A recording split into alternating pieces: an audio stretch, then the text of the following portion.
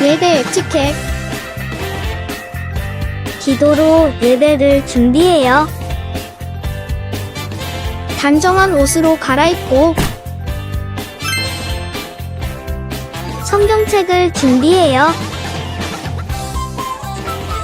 하나님께 드릴 헌금을 준비해요. 바른 자세로 앉아요.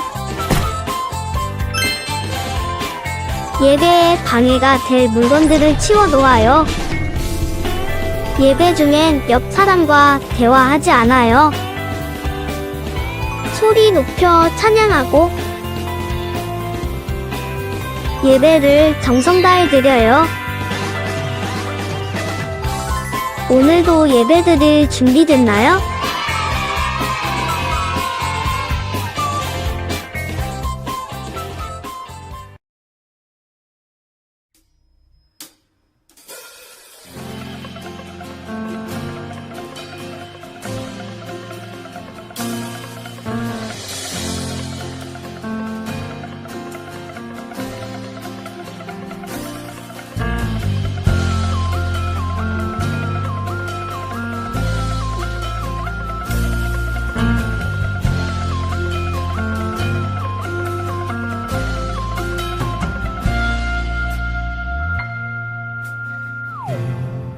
곳에 생명샘 솟아나 눈물 골짝 지나갈 때에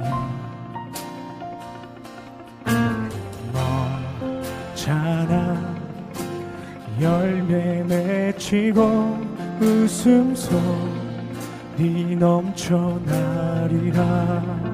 이곳에 생명샘 솟아나 눈물 골짝 지나갈 때에 아멘. 자라 열매 맺히고 웃음소리 넘쳐나리라. 꽃들도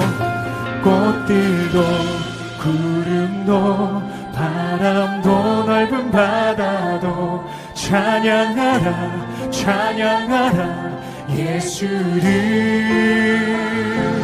하늘을 울리며 노래해 나의 영혼아 은혜의 주 은혜의 주 은혜의 주. 그날에 하늘이 열리고 모든 이가 보게 되리라. 마침내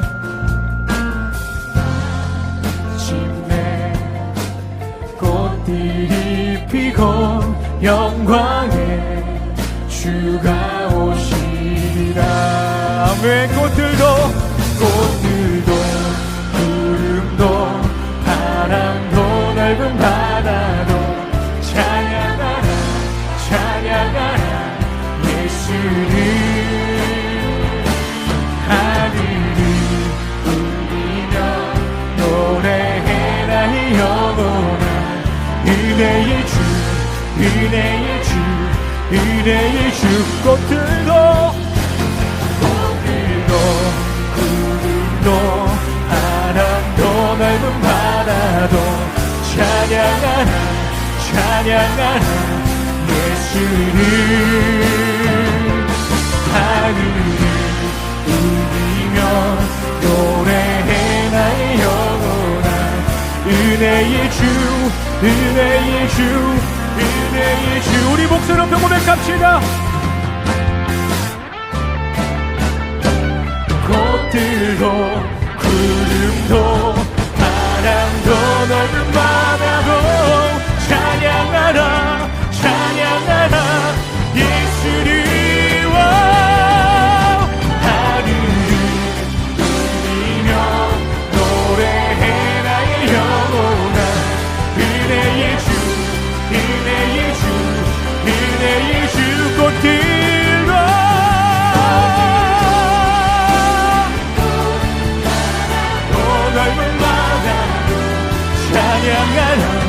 찬양하라 예수를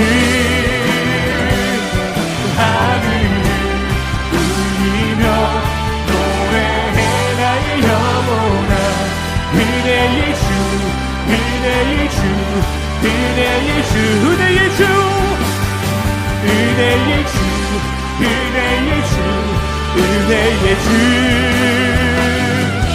은혜의 주 은혜의 주 예수. 아멘. 은혜의 주님 되신 주님만을 이 시간 우리가 바라보며 나아가길 원합니다. 살아계신 주님, 찬양받기 합당하신 주님의 그 이름만을 높여드립니다. 아멘.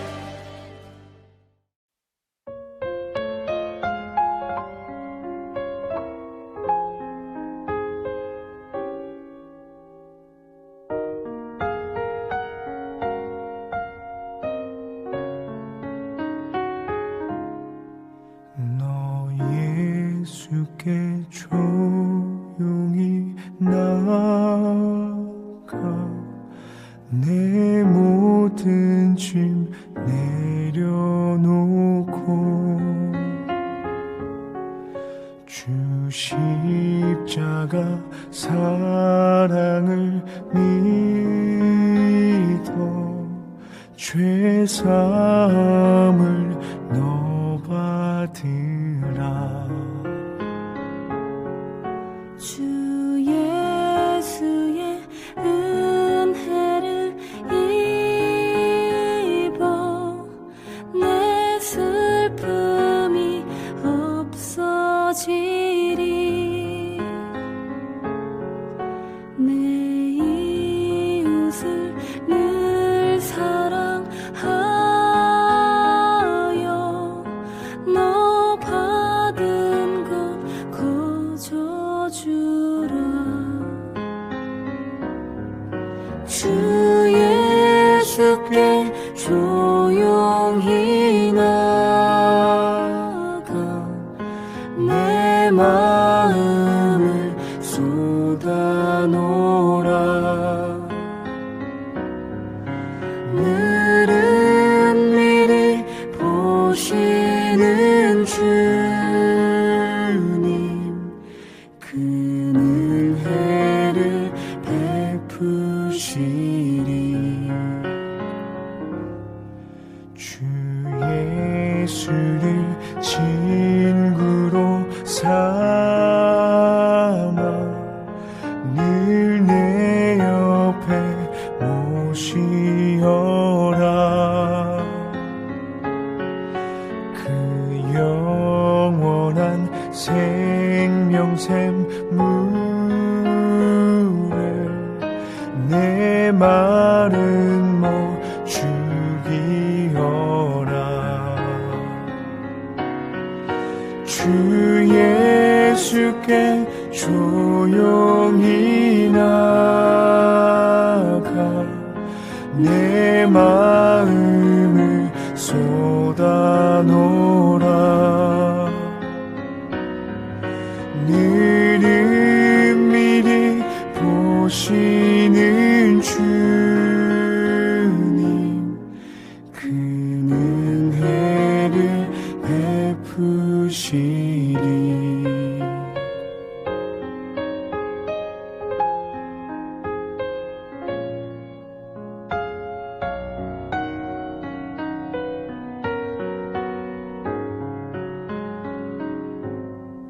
너 주님과 사귀어 살면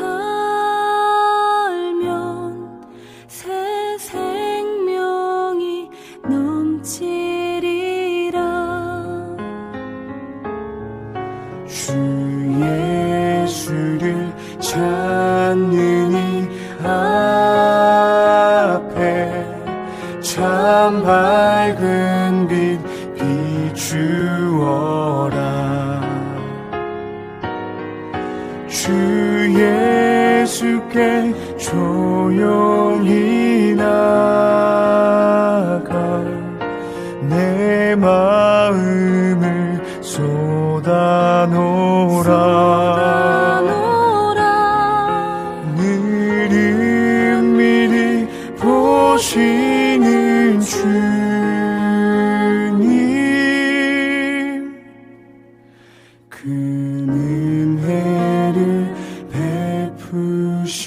그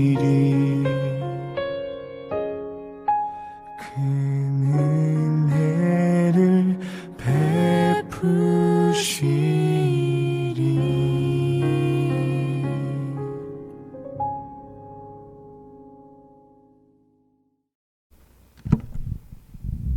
다 함께 사도신경 하심으로 예배를 시작하겠습니다.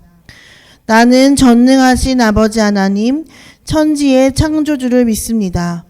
나는 그의 유일하신 아들, 우리 주 예수 그리스도를 믿습니다. 그는 성령으로 잉태되어 동정녀 마리아에게서 나시고 본디오 빌라도에게 고난을 받아 십자가에 못 박혀 죽으시고 장사된 지 사흘 만에 죽은 자 가운데서 다시 살아나셨으며 하늘에 오르시어 전능하신 아버지 하나님 우편에 앉아 계시다가 거기로부터 살아있는 자와 죽은 자를 심판하러 오십니다. 나는 성령을 믿으며 거룩한 공교회와 성도의 교제와 죄를 용서받는 것과 몸의 부활과 영생을 믿습니다. 아멘. 오늘은 중학교 2학년 정은찬 학생 기도해 주시겠습니다. 하나님 아버지, 지속하는 코로나 감염증으로 우리의 일상이 제한되고 있지만 올 하반기에는 완전히 소멸되어 일상으로 돌아와 교회와 주님을 더욱 가까이에서 섬기며 함께 모여 예배드리고 기도하고 교제하며 하나님의 음성을 듣게 하시고 하나님의 뜻에 맞춰 살아가는 저희가 되게 하여 주시옵소서. 이번 바이러스로 인하여 다시는 교회가 세상에서 외면당하고 수치와 조롱거리가 되지 않도록 교회가 교회답게 하시고 새롭게 태어나 빛과 소망을 세상에 나누는 사명을 감당하게 하옵소서. 예수님의 이름으로 기도합니다. 아멘. 찬송가 50장 함께 찬양하시면서 봉헌하는 시간 갖겠습니다.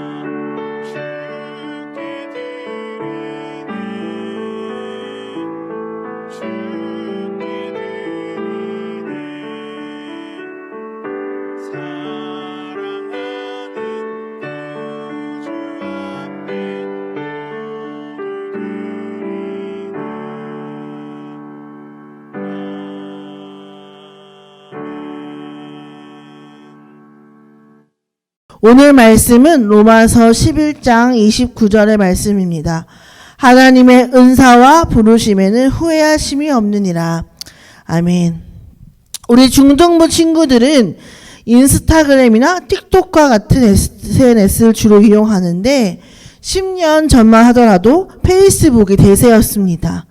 지금은 글이나 사진을 올리지 않지만 전사님 계정이 아직 페이스북에 있다 보니까 가끔 접속을 해보면 몇 년 전 오늘 이렇게 해서 전사님이 올렸던 글들을 다시 보여주더라고요. 이번 주에 9년 전 전사님이 글이 올린 내용이 하나 올라왔습니다. 그 내용이 뭐냐면 아마 9년 전 7월에 한 학기를 마치고 성적표를 받았던 것 같아요. 아마 전사님이 대학교 4학년에 성적표를 받게 되었고 그 당시 무슨 사건이 있어서 공부를 제대로 하지 못하고 시험을 보는 바람에 매우 낮은 점수를 받게 되었습니다. 그래서 그 글은 이렇게 시작해요. 성적표를 받고 며칠 패닉이었다. 시험을 볼 때 워낙 낮은 점수를 예측했기 때문에 쿨하게 장학금과 안녕하는 생각을 할 수 있었지만 한편으로는 1등을 하고 싶은 욕심, 완벽해 보이고 싶어하는 마음으로부터는 그리고 내가 실패한 것 같은 열등감으로부터는 자유로울 수가 없었습니다. 조금 자랑이긴 한데 4년 동안 대학교를 다니면서 장학생으로 살았던 저는 아주 자신 있게 고백을 했었습니다. 성적은 하나님께서 주시는 것이니 하나님께 모두 감사합시다 라고 말이에요. 언뜻 보면 모든 영광을 하나님께 돌리는 고백이라고 들릴 수 있지만 이 중심을 보면 늘 성적도 잘 나오고 1등도 하고 공부를 잘한다고 인정을 받는 학생이다 보니까 여유를 가지고 당당하게 고백을 할 수 있었던 것입니다. 사람들은 종종 하나님께 감사의 고백을 드릴 때 내가 일이 잘 되어야만, 혹은 내가 1위의 자리에 있어야만, 내가 하나님께 최고의 것을 드릴 수 있고 그것을 자랑할 수 있어야만 그 감사의 고백이 의미 있다고 생각하는 경향이 있습니다. 자, 두 학생이 있다고 가정을 해봅시다. 두 사람 모두 늘 최선을 다해서 공부를 했고 하나님의 인도하심 있기를 기도하면서 간절히 바랐는데요. 한 사람은 서울대에 붙고 또 한 사람은 모든 대학에 낙방하게 되어서 재수를 하게 되었다고 가정을 해보았을 때 누가 하나님께 감사할 수 있는 사람인가요? 정답은 두 사람 모두입니다. 결과로 인하여 감사할 수 있지만 결과와 상관없이도 우리는 하나님께 늘 감사할 수 있기 때문입니다. 하나님은 당신을 사랑하는 자녀에게 늘 A+ 성적표, 늘 만점 성적표를 주시는 분은 아니십니다. 때로는 중요한 시험에 떨어질 수도 있고 모델도 아닌데 CF로 가득한 성적표를 받게 될 수도 있습니다. 9년 전에 전사님이 이 글을 보니까 이걸 깨달았나 봐요. 이어지는 내용이 이래요. 나는 장학생에서 비껴난 지금도 고백하기로 했다. 하나님 한 학기 동안 지켜주시니 감사합니다. 이 성적도 하나님께서 제게 주신 것입니다. 너무 멋있는 고백이죠. 그런데 이어지는 내용이 더 멋있어요. 이 성적도 하나님이 주신 것이라고 생각하니 실족은커녕 기대가 된다. 앞으로 내 학업 가운데 함께하사 도우실 것, 등록금을 채워주실 것, 그리고 열등감에서 자유롭게 내 내면을 성장시켜 주실 것. 만족스럽지 못한 성적표가 전사님에게는 실망스러운 일이었지만 하나님께서 이 일과 함께하사 전사님의 믿음을 한층 성장하게 굳건하게 하는 기회로 만들어 주셨습니다. 우리가 오늘 읽은 성경을 보면 하나님의 은사와 부르심에는 후회하심이 없느니라고 말씀하고 계시는데요. 사랑이신 하나님은 우리를 하나님의 자녀로 불러주셨습니다. 저와 여러분들을 모두 구원받은 자녀라고 말씀하셨어요. 그런데 우리가 자꾸 잊어버리게 되는 것은 이 구원에는 그 어떠한 조건이 필요한 것도 아니고 그 어떠한 자격도 필요하지 않다는 것입니다. 어떤 사람들은 선한 일을 많이 해야 구원을 받을 수 있다고 생각을 하는 사람들도 있고 또 어떤 사람들은 도덕적으로 우수해야 하나님의 자녀가 된다는 사람도 있는데요. 어떠한 행위를 가져야만 구원받을 수 있다고 말하는 것은 다 거짓말이고 우리를 속이는 내용입니다. 하나님은 우리를 존재 자체로 귀하다고 말씀을 하시는 분이십니다. 만약 그리스도의 사랑의 조건이 있었다면 그 조건에 부합하는 사람들이 과연 몇 명이나 존재할까요? 혹은 예수님의 사랑을 놀랍고 위대하다고 평가할 수 있을까요?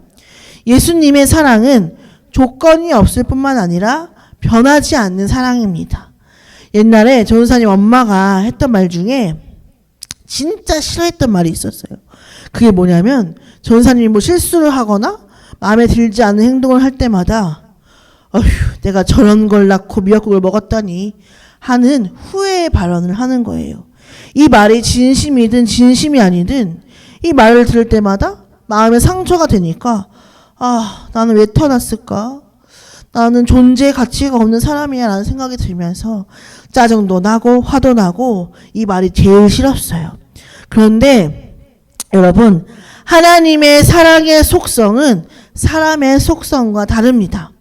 우리의 어떠함 때문에 실망하고 후회하고 어휴 내가 저런 거 구원하려고 십자가 졌나 하는 사랑이 아니라 그럼에도 불구하고 나는 너를 사랑한단다. 나는 너를 있는 모습 그대로로 사랑한단다 라고 말씀하시면서 깊은 사랑을 속삭여 주시는 분이십니다. 원래 사람의 속성은 변덕이 심해요. 이번 주에 전사님 남편 목사님 생일이었거든요. 그래서 전사님이 유일하게 못하는 게 있는데 그게 살림이랑 요리예요. 전사님이 만든 찌개는 맛이 없어요. 그런데 이번에 남편 생일을 맞이해서 생일상에 도전을 해보았어요. 남편을 사랑하고 섬기는 마음으로 전사님의 힘이 아닌 약간의 반찬 가게의 도움을 받아서 남편 목사님이 평소에 좋아하는 반찬과 메뉴들로 세팅을 쫙 했어요. 차리고 치우는 게 힘들긴 했지만 이러한 섬김을 통해서 전도사님의 사랑을 표현할 수 있게 해서 너무 기뻤는데 그게 채 5분도 안 갔어요.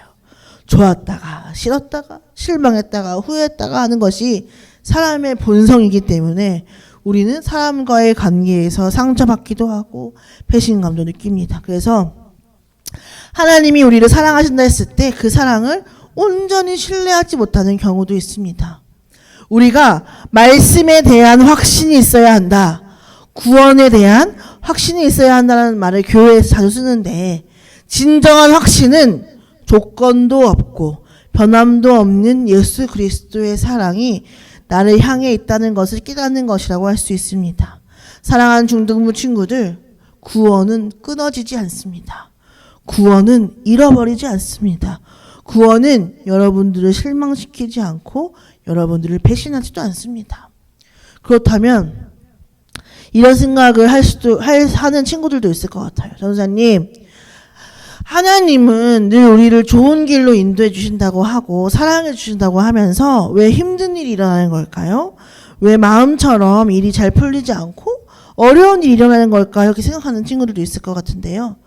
사랑하는 사람에게 무조건 오냐 좋아 너 하고 싶은 대로 해 라고 하는 것은 진정한 사랑이 아닐 수 있습니다. 진정으로 사랑을 하게 되면 그 사람이 잘못된 길로 가지 않을 수 있도록 알려주고 때로는 너 그거 잘못한 거야 라고 말할 수도 있어야 합니다. 하나님은 우리를 사랑하셔서 우리를 가장 바른 길로 갈 수 있도록 저와 여러분들이 그 마음이 예수님이 거하시는 성전으로 온전하여 질 수 있도록 때로는 힘든 일도 주시고 어려운 일도 주시면서 우리를 훈련시키시고 때로는 책망도 하시고 징계도 하시는 것입니다. 우리를 책망하시고 징계하시는 하나님의 마음은 과연 편할까요? 우리 친구들이 어떠한 잘못을 해서 부모님이 여러분들을 야단을 치게 되었는데 시간이 지나면 한번 물어보세요. 어쩔 수 없이 싫은 소리를 해야 하고 바르게 이끌어야 하는 부모님의 마음은 더 많이 아파요. 하지만 여러분들이 더 나은 사람이 되었으면 하는 마음에 이렇게 지도할 수밖에 없는 것입니다. 우리가 인생을 살아가다 보면 어렵고 힘든 순간이 찾아옵니다. 그런데 그때 우리가 취해야 할 액션은 이 또한 하나님이 나에게 주신 순간이구나. 후회하심이 없는 하나님이 변함없고 조건 없이 나를 사랑하신 하나님이 나를 다루시고 훈련하고 계시는구나. 이 순간을 통해서 내가 깨달아야 하는 것이 무엇일까? 하나님은 내가 어떻게 성장하게 원하실까? 이렇게 생각할 줄 아는 중등부가 되었으면 좋겠습니다. 교회를 떠나고 하나님을 떠나는 사람들의 이야기를 들어보면 하나님이 살아계시지 않아서 하나님이 자신을 사랑하지 않아서 힘든 일을 너무나 많이 주고 어려운 일을 너무나 많이 줘서 그 하나님이 너무 싫어서 떠난다고 하는 사람들이 많아요. 그런데 과연 그럴까요?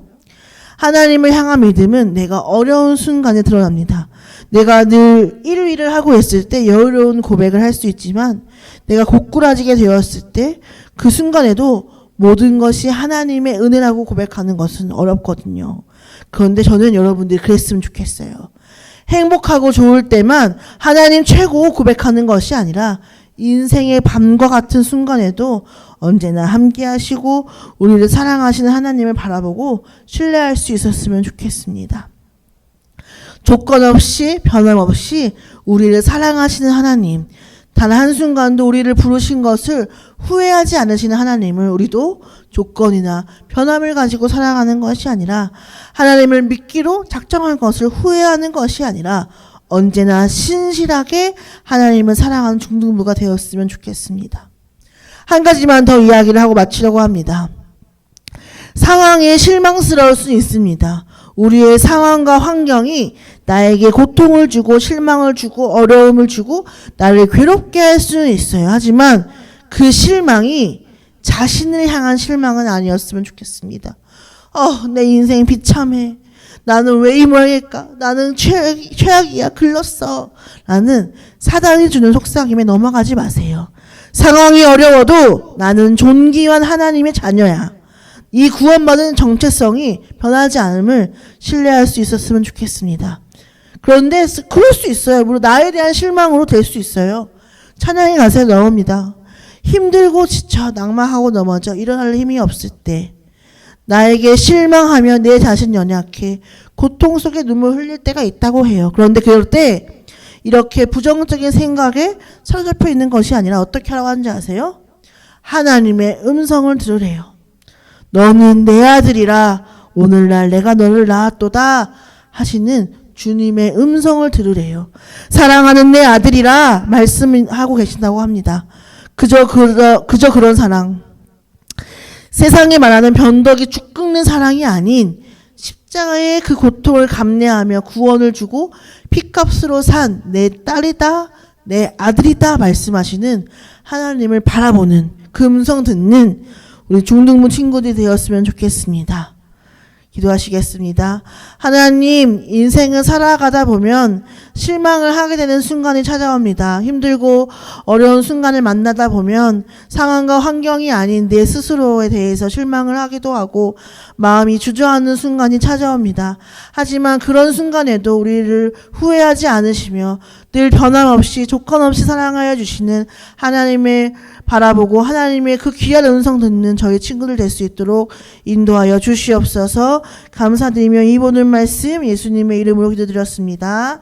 아멘. 주기도문 하시겠습니다.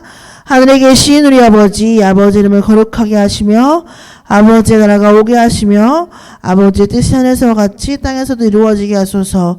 오늘 우리에게 일용할 양식을 주시고 우리가 우리에게 잘못한 사람을 용서해 준 것 같이 우리 죄를 용서해 주시고 우리를 시험에 빠지지 않게 하시고 악에서 구하소서. 나라와 권능과 영광이 영원히 아버지의 것입니다. 아멘.